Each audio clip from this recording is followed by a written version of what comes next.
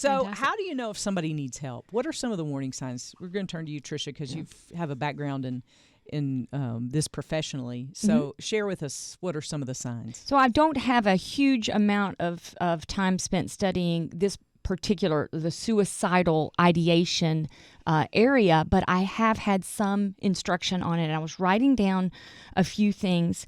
The first is that if you feel like someone is struggling, if you're concerned about them, if the hairs on the back of your head come up, if you're feeling someone's name come to your mind, go ahead and talk to them. The more honest, the better. For the longest time, I was afraid to talk about suicide to someone who was hurting because I was afraid I was going to give them the idea. Yeah.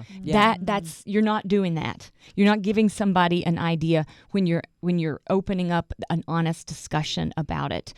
They've already, most likely, that's already been something that they have thought about. You need to ask the person that you're concerned about, have they had thoughts of, you say this, have you had thoughts of hurting yourself? Say it. Have you had thoughts of hurting yourself? Yeah. That's the clearest way of asking them. And then listen. Don't panic. Listen. Now, if they express to you that they do, you can then ask, do you have a plan? And if they have a plan, then you need to take immediate action. And I know it's hard. I know it's uncomfortable, but you need to go ahead, take a deep breath, ask God for the strength, and take immediate action. And you may need to make a contract with them, something you write up. I promise not to hurt myself today. I promise that I will go in and see my counselor and I will follow the recommendations. I promise to call mom or whatever. Write it out. Have them sign it. That might sound over the top. It's not.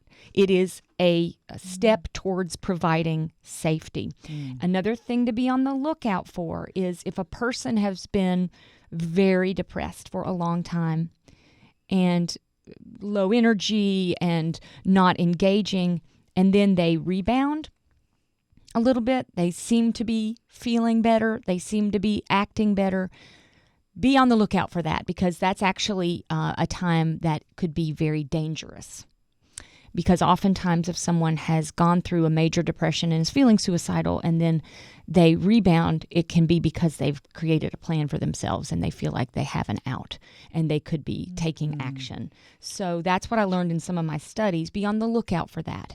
And that's when you would need to go ahead and address and ask. And just the clearer, the better. Yeah. Because the person is more likely to respond to you if you ask clearly and not trying to soften the blow. Yeah. Ask clearly.